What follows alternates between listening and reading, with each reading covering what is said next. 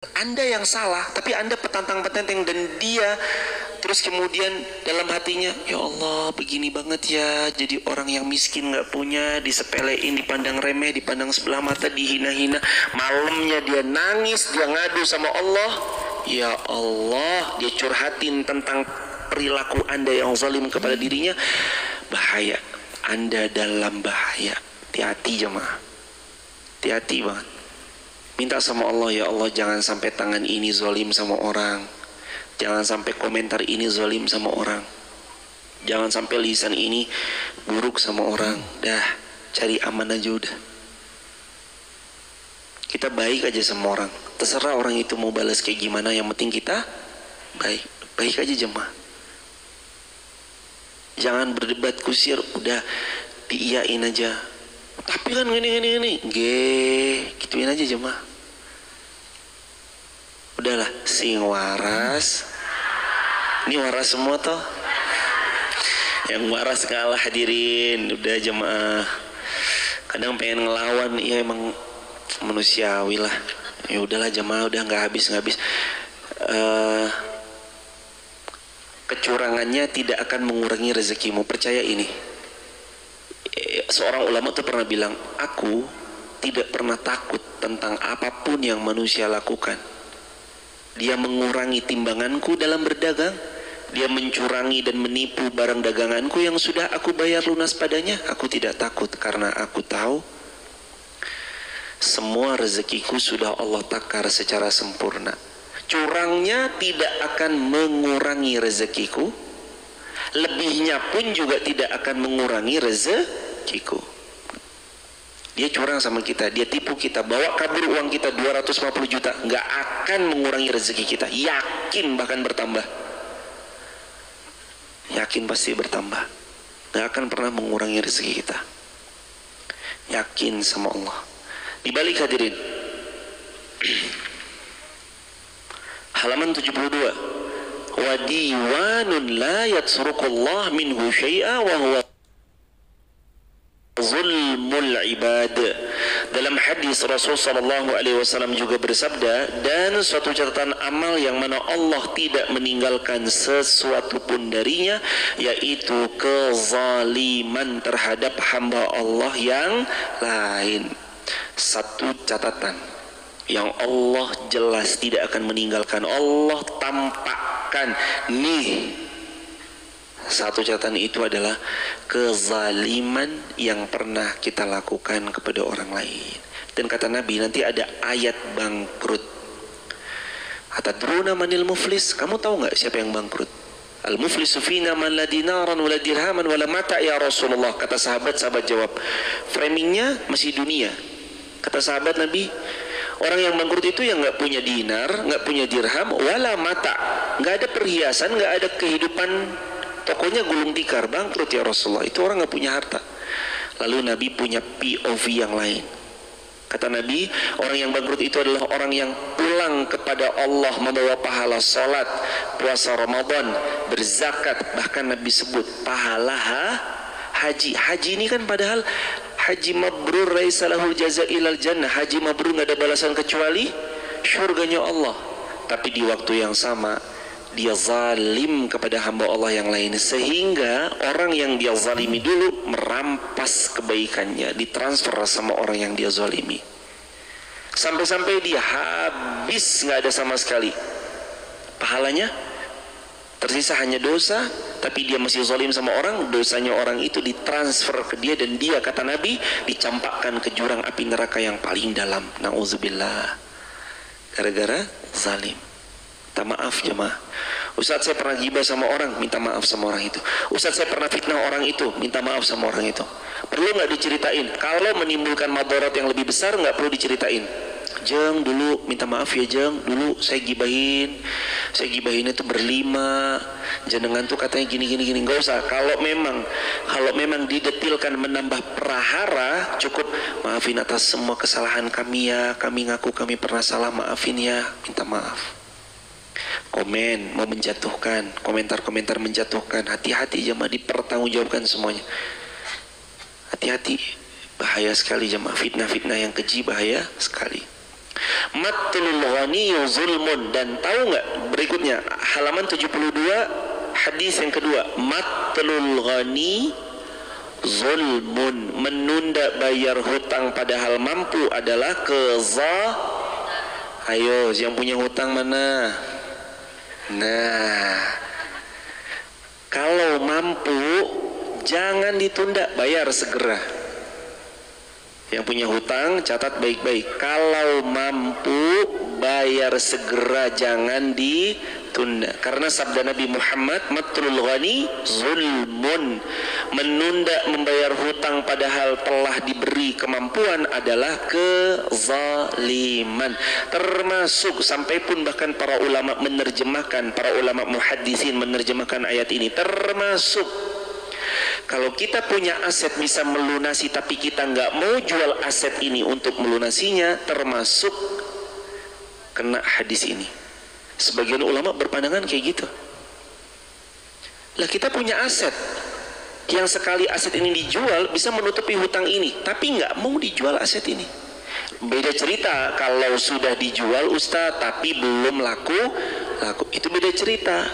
Artinya dia udah ada ikhtiar untuk menjual asetnya. Tapi kalau dia sengaja tidak mau menjual asetnya untuk melunasi hutangnya, kena hadis ini menurut sebagian para ulama muhaddisin. Kena hadis ini. Matlul ghani, dia menunda bayar hutang padahal mampu melunasinya adalah kezaliman. Tapi saya berprinsip kembali pada prinsip awal pernikahan kami, mampu beli, belum mampu sabar, jangan kemakan gengsi, jangan mudah-mudah berhutang. Itu pakai jemaah. Ini turunkan sama anak yang nikah, sama cucu yang nikah. Mampu beli, belum mampu jangan kemakan, jangan mudah-mudah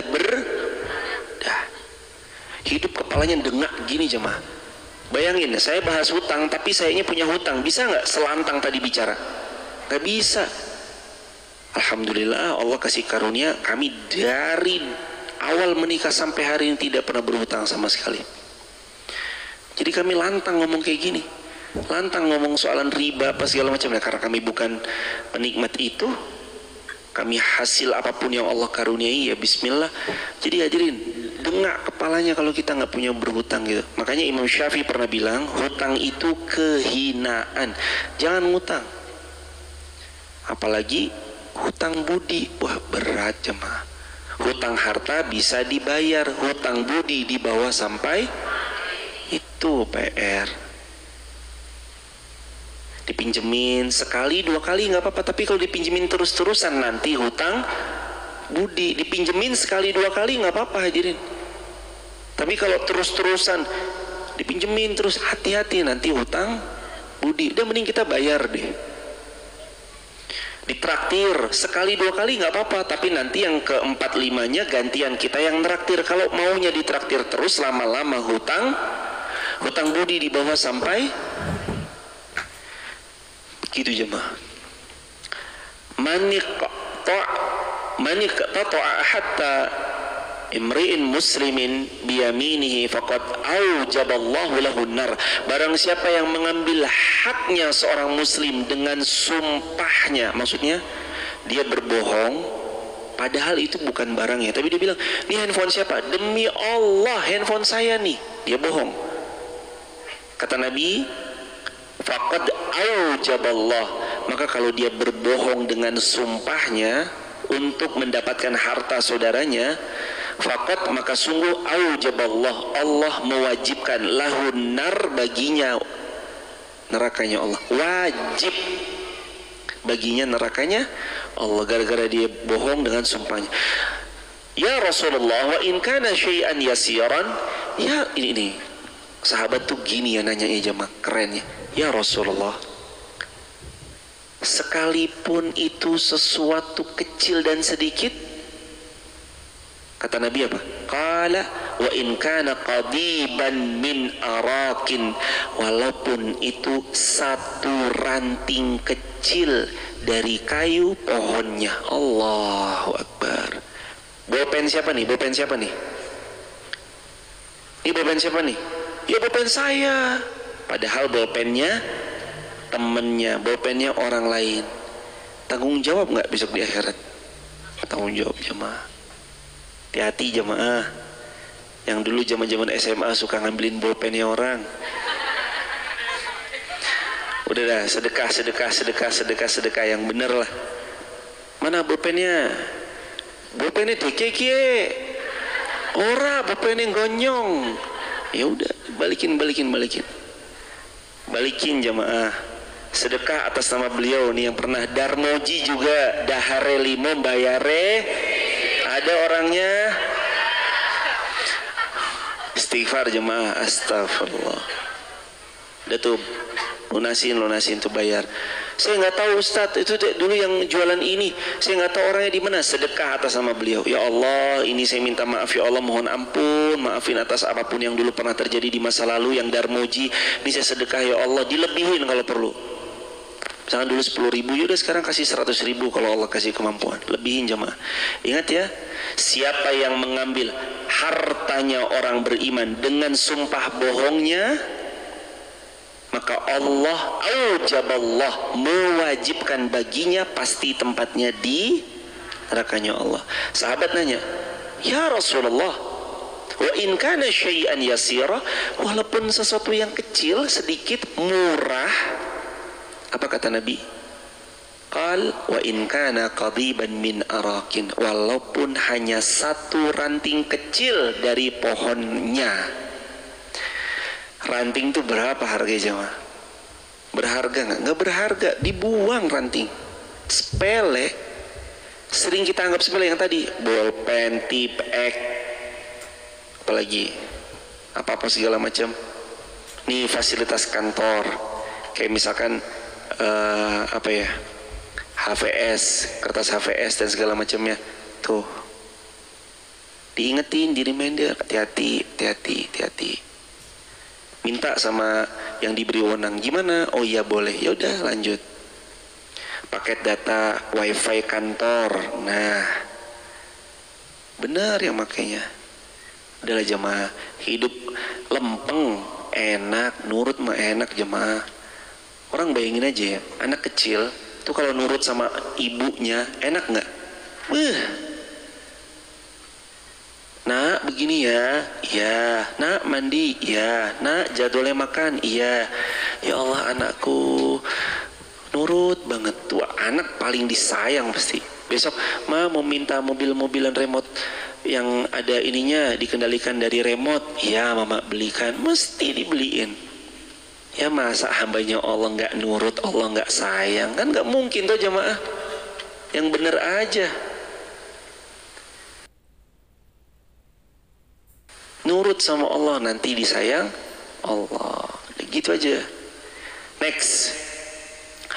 Barang yang paling bawah ini jemaah. Manista, kata Nabi SAW, manista'malnahu ala amalin fakatamana mikhyatan fama fauqahu kana ghululan ya'ti bihi yaumal qiyamah. Kata Nabi, barang siapa yang diberi suatu pekerjaan lalu dia menyembunyikan sebiji jarum atau yang lebih kecil daripada itu ataupun lebih besar sedikit daripada itu, maka yang diambilnya secara berkhianat, maka ia akan mempertanggungjawabkan itu semua di hari kiamat. Ya, jarum, berapa harga jarum pentol? Murah, tapi memberatkan jemaah. Yang jujur, yang baik. Berikutnya, saya langsung baca artinya di halaman 73. Sesungguhnya sehelai sarung selimut yang diambil secara khianat, niscaya benar-benar akan menyalakan api baginya. Lalu seorang laki-laki berdiri lalu datang dengan membawa sehelai tali tadi yang diambilnya yang tidak masuk dalam pembagian, maka beliau bersabda, suatu tali sandal menjadi sebab baginya masuk ke nerakanya Allah. Seorang laki-laki pernah berkata kepada Rasulullah, ya Rasulullah, jika saya mati dalam perang ini dalam keadaan sabar dan berharap pahala dengan penuh keberanian dan tidak mundur, apakah dosa-dosaku digugurkan? Jawaban Rasulullah, na'am illad dain, ya kecuali kamu punya utang. Nah, semua dosa diampuni, dimaafkan, illad dain, kecuali utang. Yang punya utang lunasi, jual aset kalau memang perlu. Bukan memang perlu ya, kalau memang masih bisa dikasih umur jual aset, jual. Tapi sayang Ustadz, ini asetnya gini, ini kenangannya masa kecilnya itu begini. Aduh, kalau udah sayangnya sama dunia dan nggak sayang sama pertanggungjawaban di akhirat mah, ya udah jemaah, kita selesai pembahasannya. Tapi kalau dia lebih sayang terhadap dirinya di negeri akhirat, maka aset yang sementara dia miliki dijual. Gampang bagi Allah ngasih aset lagi mah jemaah. Gampang bagi Allah, kemarin nggak punya, sekarang punya, terus nggak punya lagi, terus punya lagi. Gampang nggak? Gampang. Innama amruhu idza arada syai'an ayyaqula lahu kun. Semua diampuni, semua dimaafkan kecuali jangan punya hutang. Tutup. Berjanji untuk tidak membukanya lagi. Gak usah ngeriba, gak usah berhutang. Mampu beli, belum mampu sabar, jangan kemakan gengsi, jangan mudah-mudah berhidup mulia tanpa hutang. Inna rijalan yatakhawaduna fi malillahi bighairi haqq falahumun naru yaumal qiyamah. Sesungguhnya seorang laki-laki yang menyibukkan dirinya mengambil harta Allah dengan cara yang tidak benar, maka mereka akan mendapatkan nerakanya Allah pada hari kiamat. Yang tadi curang, culas, korupsi, terus merampok, begal, premanisme dan yang lainnya itu masuk dalam hadis ini. Rasul bersabda kepada Ka'ab bin Ujrah, la yadkhulul jannah lahmun nabatan min suhtin an-naru aula bihi. Tidak akan masuk surga daging dalam tubuh kita yang tumbuh dari harta haram, maka neraka lebih utama baginya. Maka bagi seorang istri, jangan ragu, tanyai suami, sayang ini harta halal kan? Halal, maka nikmati. Dan wahai para suami, jangan ragu-ragu, tinggalkan kalau halal, kalau haram ya tinggalkan, kalau syubhat juga ditinggal. Syubhat itu remang-remang tuh, jangan diambil yang remang-remang, lurus. Yang halal-halal aja jemaah. La yadkhulul jannah jasadun ghudhiya biharamin. Ini juga termasuk. Tidak akan masuk surga, kata Nabi SAW, tidak akan masuk surga tubuh yang disupport ghudhiya biharam, dari yang haram.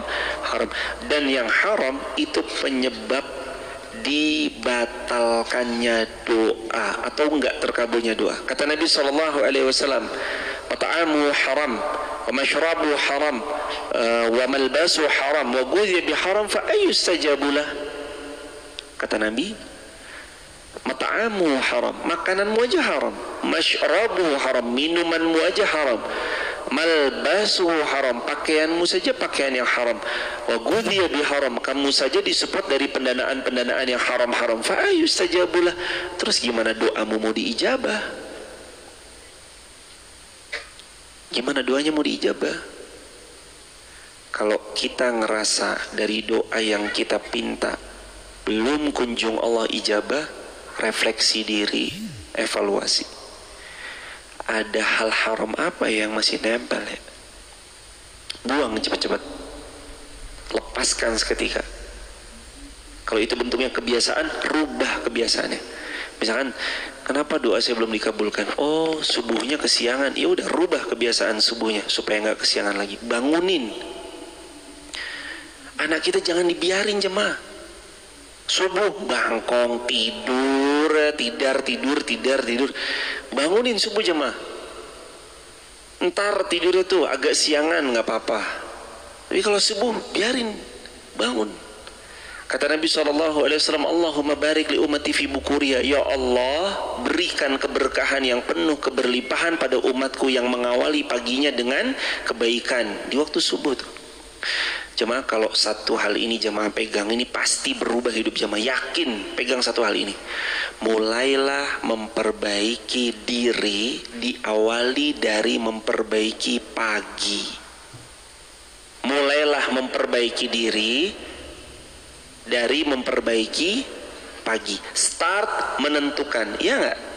paginya udah tahajud, udah istighfar di waktu sahur, lalu sholat subuh, lalu berzikir ba'da subuh, tak lupa sebelum subuh tadi sholat sunnah qobliyah subuh lebih baik dari dunia dan seisinya, ditambah lagi nanti habis itu dia ikut kajian, menangkap faidah-faidah, meluaskan ilmu, tambah lagi dia sedekah subuh rutin tiap subuh.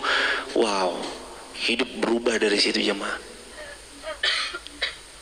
Jamaah coba perhatikan ya, orang yang hidupnya berubah itu biasanya orang yang mengawali paginya dengan penuh kebaikan. Hidupnya berubah, perlahan-lahan Allah rubah, Allah angkat, Allah perbaiki. Karena subuhnya baik, biasanya nanti ngikut sesudah-sesudahnya ikut baik. Begitu hadirin. Ada pertanyaan sampai sini silakan. Nggak ada pertanyaan, silakan lanjut ke dosa besar 21. Ini kurang lebih sama ya materinya jamaah. Kurang lebih sama dosa besar ke-21, mencuri. Wasariqu wasariqatu faqta'u aydiyahuma jazaa'an bima kasaba nakalam minallah wallahu azizun hakim. Laki-laki yang mencuri dan perempuan yang mencuri, maka potonglah kedua tangannya sebagai balasan bagi apa yang mereka lakukan, dan ini atas hukum yang Allah tetapkan. Allah maha perkasa lagi maha bijaksana. Hukum potong tangan berlaku di atas 1/4 dinar satu. Yang kedua, yang berhak melakukan adalah mahkamah syariah yang ditunjuk oleh pemerintah yang sah. Yang kedua. Yang ketiga, yang dipotong pergelangan tangan, bukan siku, bukan lengan. Ulangi, yang pertama, nisabnya batas potong tangan berapa dinar? 1/4 dinar itu kira-kira. Kalau sekarang 1 dinarnya 4,25 gram emas, sekitar 4.300.000. Karena kan 1 dinar kan 4,25 gram emas. Taruhlah 1/4 itu berapa berarti? 1/4 dinar berarti 1,15 ya? 1,075. Ya sekitar itulah pokoknya lah ya. Coba dibagi jemaah. 4,25 bagi 4. Nah, 1,625. Berarti batasannya itu. 1,625 gram ini kira-kira kalau dikali sekarang 1 gramnya 1.150.000, ketemunya 1.221.000. Nah, kalau di bawah itu diberi nasihat, peringatan, dan diberi teguran yang keras. Di atas itu masuk nisab faqta'u aydiyahuma, potong pergelangannya. Kalau udah dipotong masih mencuri, ini mahkamah syariah yang berhak. Kaki kiri disilang, jadi tangan kanan, kaki kiri, pergelangan kiri. Masih mencuri juga, tangan pergelangan kiri. Masih mencuri lagi yang keempat, kaki kanan. Dan itu dilakukan di tempat terbuka, diperlihatkan supaya orang tidak mengulanginya. Itu hadirin tentang potong tangan. Yang halaman 75, la'anallahu sariq alladhi yasriqul bayda fatuqta'u yaduh. Allah melaknat pencuri yang mencuri sebutir telur maka dipotong tangannya, dan yang mencuri tali lalu dipotong tangannya. Nah, itu kan nisab. Tadi kan nisabnya 1/4 dinar. Lah kok sekarang bahkan sebutir telur pun tetap dieksekusi. Nah, hadirin bagaimana cara memahaminya? Jadi keduanya itu saling menguatkan. Sebenarnya tadi batasan dari secara ulama fiqhiyah, namun kalau hadis Nabi ini nggak main-main, bahkan bukan cuma dibatasi. Nanti orang mikirnya, jadi ada takutnya nanti orang mikirnya kan 1.200.000. Ya udahlah, kalau mencuri maksimal 1.199.000. Wah, ini bahaya nih. Nah makanya untuk mengantisipasi itu kan tadi pandangan sebagian ulama tentang nisab potong tangan yang 1/4 dinar. Nah sekarang kembali kepada hadis Nabi, bahkan pun mencuri sebutir telur tetap ditegakkan hukum itu atasnya. Nah, kalau memang lebih amannya mengambil pendapatnya hadis Nabi yang ini, sebutir telur maupun dia seutas tali. Jadi yang kecil-kecil gitu jangan. Dulu waktu masa kecil makan kecapi, rambutan, Waktu SD ngeliat, ada mangga, diambil. Atau sampai sekarang pun di sekitar kita ada pohon duren, durennya jatuh, mak, buk, rezeki anak soleh, ambil. Pertama harus minta halal dari pemilik pohon. Kalau pemilik tetap nggak terima, minta maaf sampai dihalalkan. Kalau memang sudah berupaya sulit, ya udah diganti dengan yang duren semisal, yang enak, yang kualitasnya oke, yang lebih baik. Bahkan kalau perubahan lebih banyak, kita ngambilnya satu, kita balas lebih banyak kalau tidak bisa. Atau misalnya kayak gini, masa kecil kita nggak dapat nih, dulu mangganya siapa ya, sekarang pohon mangganya udah nggak ada, orangnya udah wafat, sedekah atas nama beliau. Ada waktu kecil ngambilin singkongnya orang, masih ingat? Sedekah. Ambil cerme, apa sih yang kecil-kecil merah-merah itu apa sih? Cherry, cerme dah. Cherry yang kecil-kecil yang merah-merah itu kan sering tuh kadang cetik-cetik, wah enak manis nih. Tanya itu punya siapa?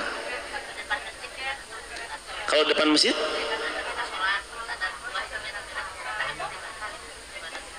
Kita sholat,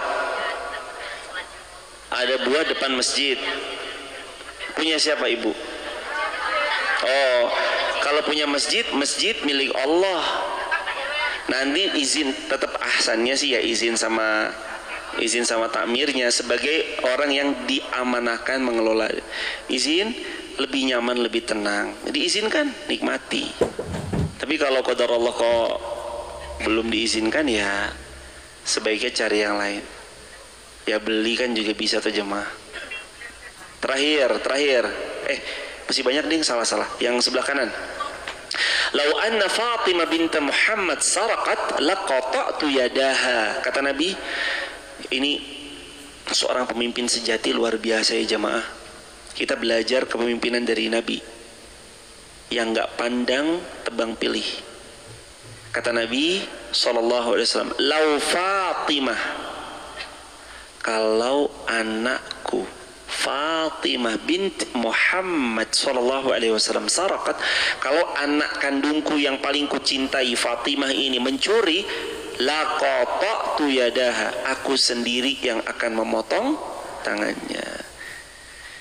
Sifat seorang pemimpin yang luar biasa dari baginda Nabi SAW, tidak tebang pilih, tidak tajam ke bawah tumpul ke atas, tapi atas bawah tajam. La yazni zani hina yazni wa huwa mu'min, dan ini hadis Nabi. Tidaklah seorang pezina ketika dia berzina dan dia saat berzina dia sedang dalam keadaan beriman. Wala yasriqus sariq hina yasriq wa huwa mu'min, tidaklah pencuri ketika mencuri saat mencuri dia dalam keadaan beriman. Walakinna taubata ma'rudatun ba'd, akan tetapi taubatnya menjadi penawar sesudahnya. Jadi kalau orang berzina itu diangkat imannya, dan orang mencuri itu diangkat imannya. Maka dia sampai bisa na'udzubillah berzina, sampai bisa mencuri, diangkat imannya. Hilang imannya, diangkat, nggak ada iman dalam hatinya. Penting punya iman, merasa diawasi Allah, dipantau Allah. Begitu hadirin. Terakhir, ala innamahunna arba'un. Kata Nabi Muhammad SAW, ada 4 larangan. Yang pertama, alla tusyriku billahi wala taqtulun nafsa allati haramallahu illa bilhaq, jangan menghilangkan nyawanya orang lain dengan alasan yang tidak benar. Yang ketiga, wala taznu, jangan berzina. Yang terakhir, wala tasriqu, jangan mencuri. Saya berkata, kata muallif al-Imam Az-Zahabi rahimahullah, taubat pencuri tidaklah berguna kecuali disertai dengan mengembalikan sesuatu yang telah dia curi. Jika dia tidak memiliki harta, maka dia harus meminta kehalalan dari pemiliknya. Nah ini zaman taubatnya seorang pencuri tidak diterima Allah sebelum mengembalikan harta curian. Tadi makanya saya bilang, lagi musim duren, lagi musim duren, ngambil duren, balikin durennya. Dari makan masuk perut, beli atau bayar atau halalin atau gimana caranya, pokoknya gimana caranya halal duren itu buat kita. Tidak halal, Haram hukumnya kalau kita mencuri, dan tidak berguna kecuali dia mengembalikan sesuatu yang telah dia curi. Dan ini termasuk ya hadirin, koruptor misalkan dia korupsi, tidak halal taubat untuknya sebelum dia mengembalikan harta yang dia korup. Enak banget misalkan dia korupsi misalkan 30 miliar, penjara 1,5 tahun. Di penjara sabar dulu 1,5 tahun, lulus penjara langsung jadi kaya raya. Wah, enak sekali. Harus dikembalikan tuh 31 miliarnya yang dia curi misalkan, yang dia korupsi, kembalikan 31 miliarnya nih. Soal harta nih jangan main-main jemaah. Aduh, pertanyaannya berat. Hati-hati jemaah. Hisabnya ya menegangkan, yang benar, yang lurus. Insya Allah jadi kebaikan juga buat kita.